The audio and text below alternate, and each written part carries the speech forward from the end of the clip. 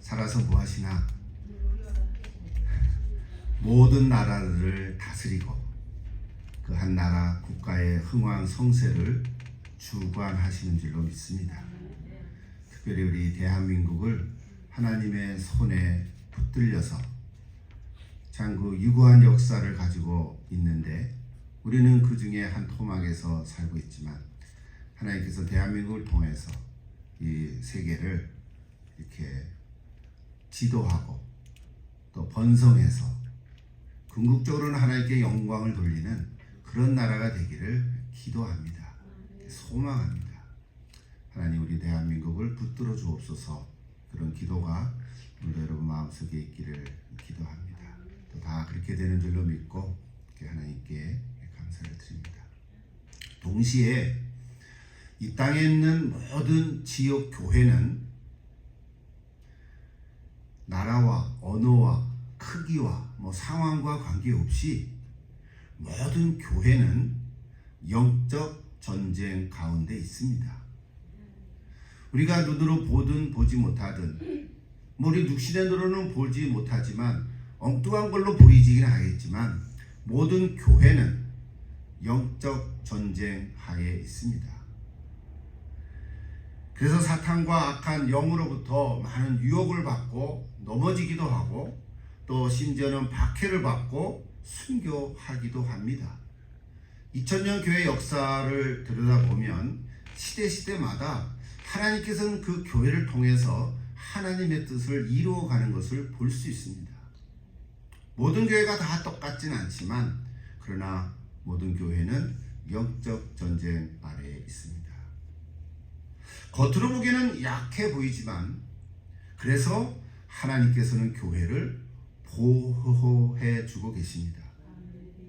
하나님의 손에 보호를 받는 교회, 겉으로 보이는 예배당을 얘기하는 게 아니라 예수를 그리스도로 믿는 한 사람 한 사람, 예수 믿는 사람이 곧 교회일진데 하나님께서는 그 한 사람 한 사람을 지켜주시고 보호해 주시는 줄로 믿습니다. 눈동자같이 지켜주신다 그랬거든요. 여러분 그런 것을 하나님의 눈동자의 관점을 인식하고 계십니까? 하나님의 눈동자 뭐라고 표현할까요? 하나님의 그 쏘는 눈을 그걸 느낄 수 있기를 바랍니다. 그래서 또한 교회는 하나님의 보호 아래 있지만 사실은 좀 더 한 걸음 나아가서 성령님의 능력 안에 있습니다. 이거는 사탄의 공격을 이길 수 있도록 교회에 능력을 허락해 주신 것입니다.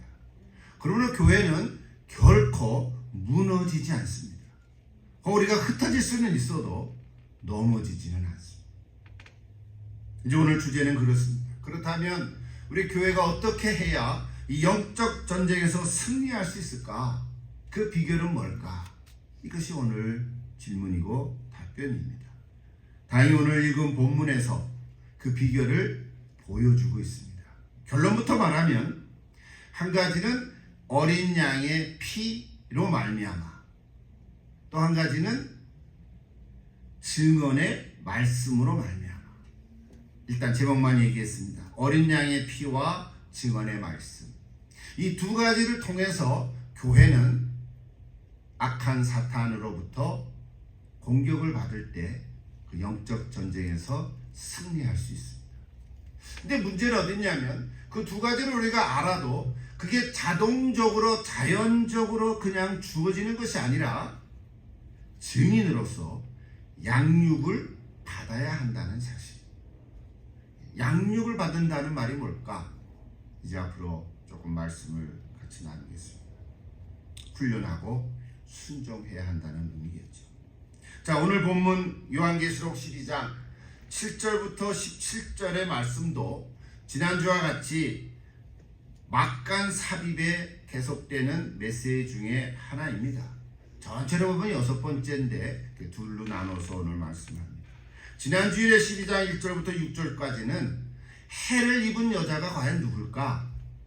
이거에 대한 질문의 답을 통해서 우리가 메시지를 들었습니다.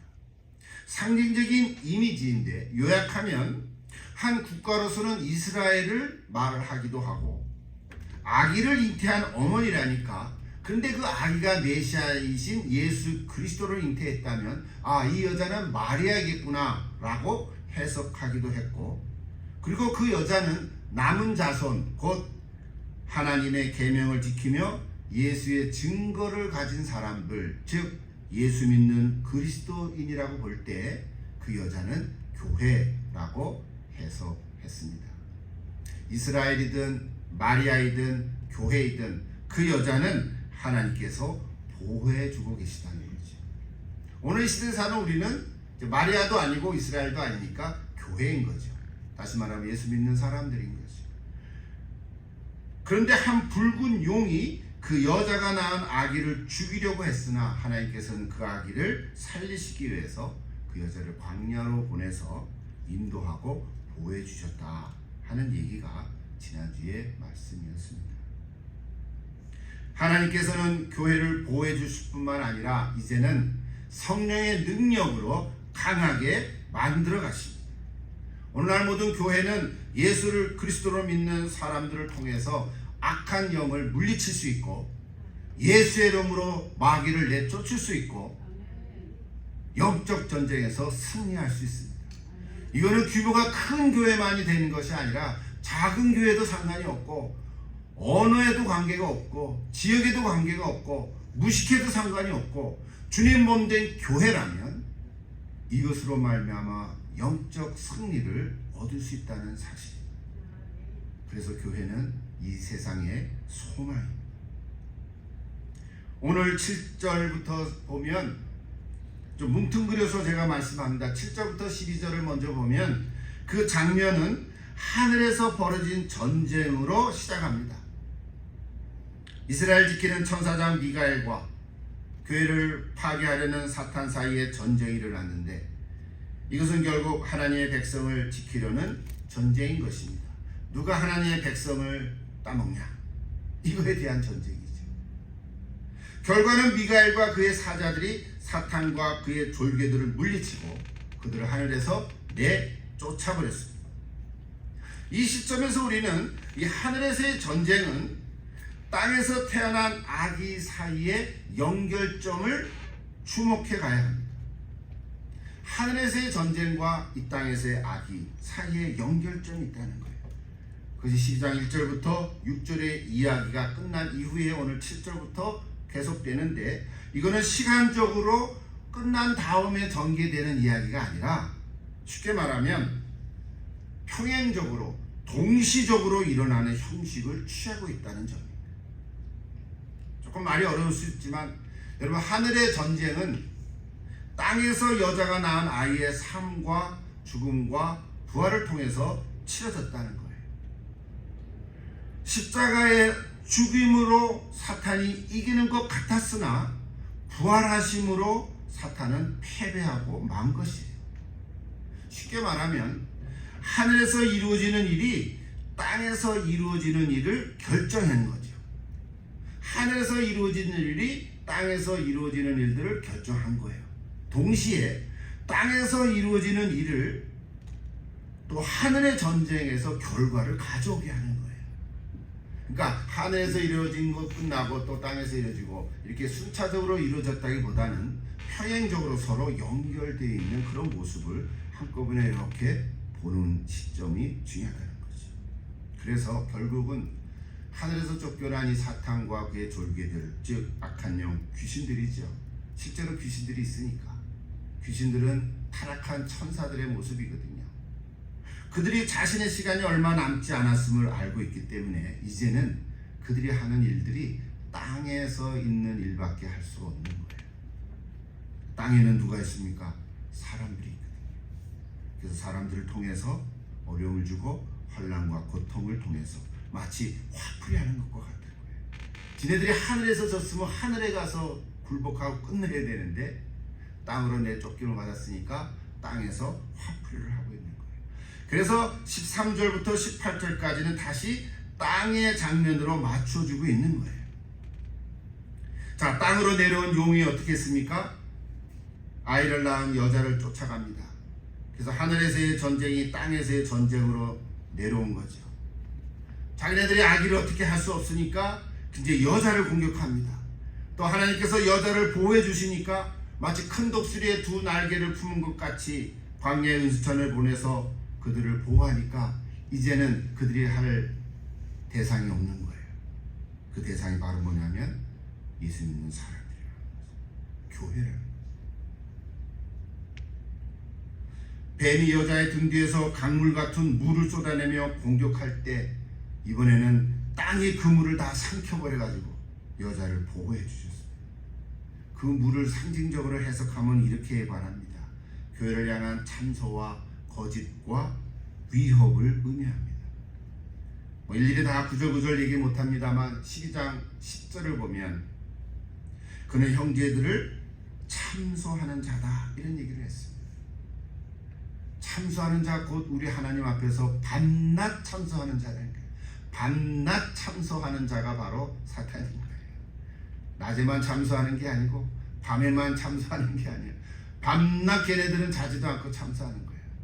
물론 뭐 천사가 자겠습니까? 귀신은 영적 존재니까 우리 육신과 다른 거죠. 죽임을 꾀하는 자입니다. 그리고 9절에 보면 속이는 자라고 했어요. 온 천하를 속이는 자. 원래 사탄은 창세기부터 거짓말하는 자죠. 거짓의 대명사라고 부르는 거죠. 그래서 이 용은 이제 여자에게 분노하여 여자의 남은 자손 곧 하나님의 계명을 지키며 예수의 증거를 가진 자들, 이미 얘기했죠. 바로 예수 믿는 사람들, 교회를 향해서 싸우려고 바다 모래 위에 서 있게 된 것입니다. 그 다음에 어떻게 될까요? 그 이야기가 다음 13장에서 나옵니다. 두 짐승의 이야기죠. 바다의 짐승, 또 땅의 짐승.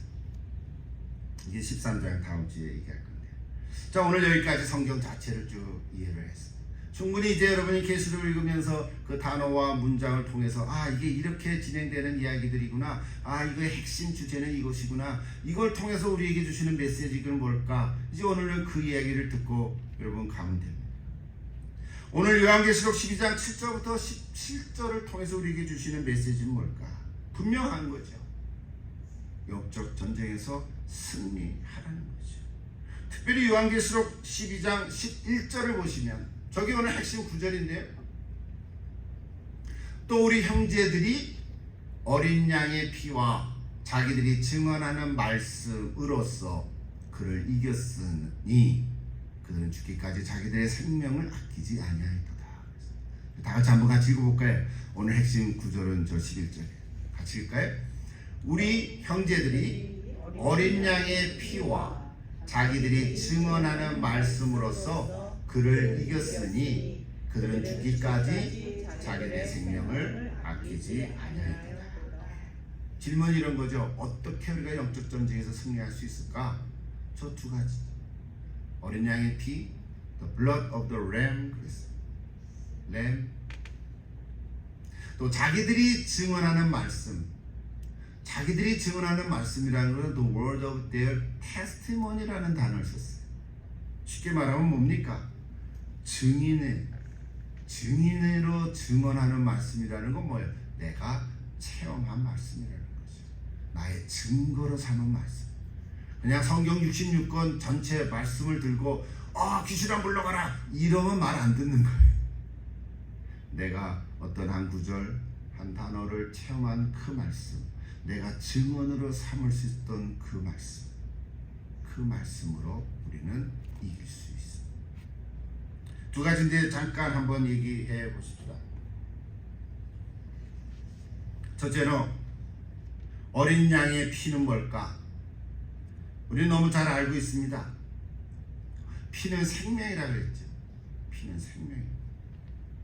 피에는 생명이 있습니다. 그런데 어린 양의 피는 내가 죽음으로써 죽음을 이기는 피입니다. 이게 굉장히 반전이죠. 우리는 우리 속에 다 피가 있습니다. 내 피를 다 주면 나는 죽습니다.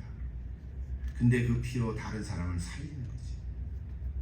어린 양의 피라는 것은 예수님이 십자가에서 다 돌아가심으로 말미암아 예수님은 돌아가셨지만 그것으로 말미암아 사람들을 살려주셨다.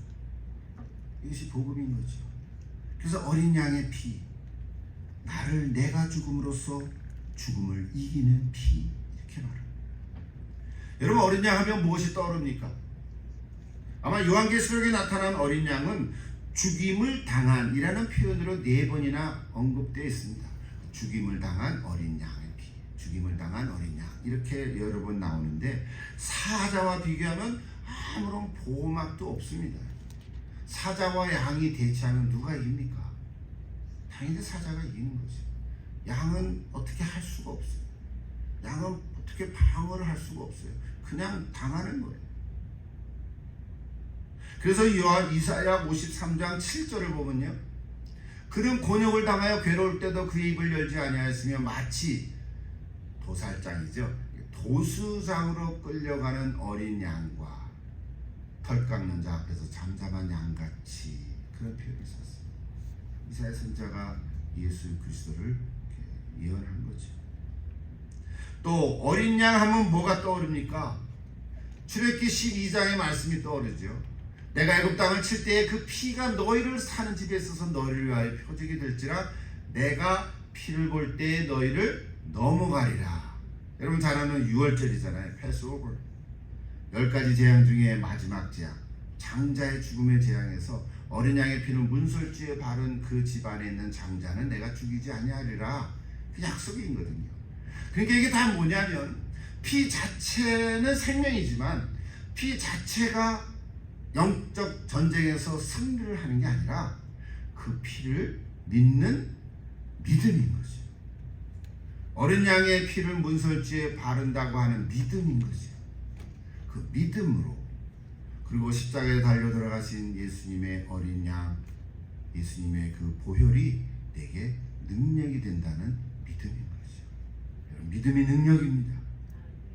출애굽기 12장 13절에 내가 그 피를 보고 넘어가리라. 이건 믿음인 거죠. 하나만 더 인용하면 이사야 53장 5절 우리 잘 알죠. 그가 찔림 우리의 허물 때문이요 그가 상함은 우리의 죄악 때문이라. 그가 징계를 받은 우리를 평화를 누리고 그가 채찍에 맞음으로 우리는 나음을 얻었다 그랬어요. 이것이 죽임을 당한 어린 양, 즉 이스라엘 자손을 해방시킨 것입니다. 이 죽임 당한 양은 6월절의 해방 사건이고, 그리고 신약에 와서는 죄사함을 얻게 하는 사건이 됐습니다. 예수의 피가 죄를 사해주는 능력이 있습니다. 여러분 믿지요? 이것을 믿음으로 오늘 여기까지 우리가 왔습니다. 보혈의 능력이 있습니다. 또 하나 죽임을 당한 어린 양은 예수님의 삶의 방식과 같습니다. 어린 양을 따라가다가 최후에 가서 어떤 증인은 순교의 삶으로 넘어갈런지도 모릅니다. 그럼에도 불구하고 어린 양은 그 손에 칼을 쥐지 않습니다. 여러분, 어린 양이 사자하고 싸우다가 못 견디겠다, 나한테 칼을 다오 해서 양이 사자를 찌르는 거 봤습니까? 그런 경우는 없습니다. 양을 지키는 주인이 총으로 사자를 쏠지는 몰라도 그렇게 하는 거죠. 그러므로 영적 전쟁에서 승리할 수 있는 비결은 오늘 우리는 어린 양의 피를 믿는 것입니다. 여러분, 이 믿음을 다시 점검하십시오. 이건 우리가 잘 아니까. 또 한 가지는 증언의 말씀이라는 단어를 썼어요. 이게 증언의 말씀이란 형제들이 증언하는 말씀, 아까 지나갔지만 the word of their testimony라 그랬거든요.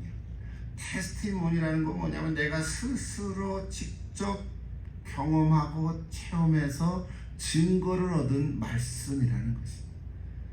여러분, 우리 성경 읽다가 그런 구절들이 몇 개 있죠. 적어도 한두 개는 있을 거예요. 내가 구원의 확신을 받은 어떤 성경 구절, 또는 내가 어려움을 당할 때 기도하고 말씀 읽었을 때 그 말씀이 내게 힘을 주고 피할 길을 주고 그 말씀을 통해서 내가 회복된 그 확신의 말씀, 많지 않을 수도 있어요. 그러나 그 말씀이 나의 영적 전쟁에서 승리를 얻게 해주는 말씀인 줄 알아요. 그 말씀을 꼭 붙드십시오. 그것은 어린 양의 손에 있는 칼이 아니라 말씀인 것입니다. 그 말씀으로 우리가 사탄을 이기는 것입니다. 어린 양의 길은 바벨론의 용의 길과는 다릅니다.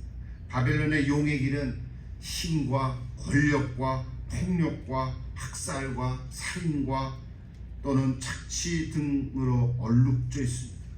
그러나 어린 양의 길은 오직 말씀 가지고 가는 길입니다. 그러므로 증언의 말씀은 내가 체험한 적용된 말씀입니다. 마지막으로 이 어린 양의 피와 증언된 말씀은 그냥 거기다 놔둔다고 되는 것이 아니라 이제 이것을 나의 것으로 삼아가야 되죠. 그리고 오늘 말씀에 양육이라는 단어를 썼습니다. 이거를 우리 에베소서 6장의 말씀으로 보면 하나님의 전신갑주를 입으라는 말씀으로 대언할 수 있습니다. 사도 바울의 이야기인데요. 에베소서 6장에 보면 여러분이 잘 아는 마귀의 관계를 대적하기 위하여 하나님의 전신갑주를 입으라고 했습니다. 우리가 얘기한 그 두 가지가 그 하나님의 전신갑주 가운데 다 들어있습니다. 여러분 기억하지요? 6가지잖아요. 한번 다시 리마인드 해보십시오. 14절부터 17절까지 천천히 한번 같이 볼까요? 그런즉 서서 진리로 너의 허리띠를 띠고 의의 호신경을 붙이고 평안의 복음이 준비한 것으로 신을 신고 모든 것 위에 믿음의 방패를 가지고 이로써 능히 악한 자의 모든 불화살을 소멸하고 구원의 투구와 성령의 검 곧 하나님의 말씀을 가지라 그랬습니다. 그게 보통 우리가 6가지인데 18절에 보면 모든 기도와 간구로 하라 그랬죠. 한 가지 더 첨가할 수 있죠. 기도는 우리 군인 정신과 같은 거니까. 자, 저 6가지를 한번 다시 뜯어보십시오. 비유적으로 얘기한 거잖아요. 허리띠가 중요한 게 아니라 진리가 중요한 거죠. 호신경, 여기에 방패를 막았다 그래도 의의 호신경을 붙이는 게 중요한 거죠. 그 앞에 단어 진리, 의, 이게 중요한 거죠. 신발을 신으라 해서 무슨 나이키 신발을 신으라는 게 아니잖아요. 군화를 신는 게 아니라 평안의 복음의 신발을 신는 평안이 중요한 거죠. 그 다음 믿음의 방패가 있어도 그 방패가 믿음의 방패가 되어야 된다는 거죠. 조그맣게 얘기한 어린 양의 피에 대한 믿음, 그거를 가지고 악한 자의 모든 불화살을 소멸할 수 있다고 했거든요. 그리고 구원의 투구, 모자를 쓰는데 구원의 투구인 거죠. 이 5가지가 방어용이죠. 공격용은 단 하나, 성령의 검, 그 하나님의 말씀이라고 했어요. 칼이 아니라 성령의 검은 하나님의 말씀이죠. 오늘 요한계시록 6장에서 어떻게 영적 전쟁에서 승리할 수 있을까? 2가지 얘기했었죠. 어린 양의 피, 어린 양의 피에 대한 믿음, 그리고 증언된 말씀. 오늘 저희 에베소서 6장에 하나님의 전신갑주를 얘기하면 믿음의 방패와 성령의 검, 하나는 오른손 하나는 왼손이지요. 여러분 왼손잡이면 왼손에 성령의 검을 들 거예요. 오른손에 믿음의 방패를 가지고. 대부분 오른손잡이라면 오른손에 성령의 검을 들고 왼손에 믿음의 방패를 가지겠죠. 이 2가지가 악한 사탄과 그 졸개들, 귀신들이 나를 공격하고 유혹하고 넘어뜨릴 때 이길 수 있는 2가지 비결입니다. 여러분 이걸 다시 한번 확인할 수 있기를 기도합니다. 점검해 보십시오. 하나님의 전신갑주, 저 6가지, 7가지 중에서 혹시 내가 지금 구멍 뚫린 게 뭐가 있을까? 진리를 내가 알긴 하는데 지금 허리띠를 풀어줘서 허리띠에 벨트가 헐렁헐렁 해가지고 흘러내리면 어떻게 될까요? 수치를 당하겠죠. 속옷만 입은 상태로 얼마나 부끄럽겠습니까? 그러니까 진리로 너의 허리띠 점검해 보십시오. 의의 호신경, 내가 여기에 방어막은 갖췄지만 의의가 없어요. 그래서 이게 구멍이 뚫렸어요. 평안의 복음의 신발을 신는다는데 그 신발이 평안의 복음이 아니라 막 갈등을 일으키는 신발로 가는 곳마다 막 문제를 일으키면 되겠습니까? 믿음의 방패를 가졌는데 방패를 갖긴 했는데 그 방패가 녹이 쓸어버렸어요. 그래서 막 이렇게 쓰러지고 있어요. 막 이렇게 뭐 이렇게 막 손으로 맞아도 이렇게 막 부스러져는 그런 방패 어디서 먹겠어? 마치 얘기를 들은 거죠. 구원의 투구를 썼는데 이게 막 찌그러져. 성령의 검 너무 무뎌가지고 이게 무도 안 쓰러지는 검이라면 그 어디서 먹겠어? 하나님의 말씀은 있지만 우리가 이길 수가 없다면 하나님의 전신갑주를 다시 한번 점검하고 확인하는 시간 되기를 바랍니다. 오늘 주제는 분명합니다. 하나님께서 우리에게 주신 것, 사탄의 유혹과 공격에도 어린 양의 피를 믿는 믿음과 내가 직접 체험해서 증거가 된 증언된 말씀, 그 두 가지를 여러분 꼭 양손에 갖게 되기를 기도하고 축복합니다.